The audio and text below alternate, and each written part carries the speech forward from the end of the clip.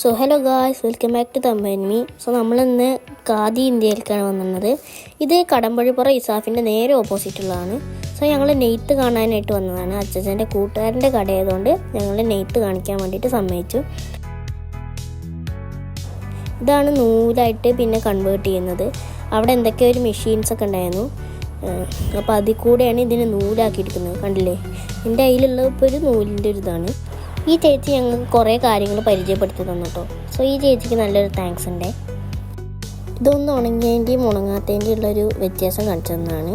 പിന്നെ ഇതാണ് അവിടെ നിന്ന് നൂലുകൾ കൊണ്ട് നെയ്ത്തുണ്ടാക്കിയത്. പിന്നെ ഇവിടെയാണ് നൂലാക്കാനുള്ള പ്രവർത്തനങ്ങളൊക്കെ നടക്കുന്നുണ്ടല്ലേ. ഇതൊന്ന് ഒരു ഇതിലേക്ക് നൂലാക്കിക്കൊണ്ടിരിക്കുകയാണ്.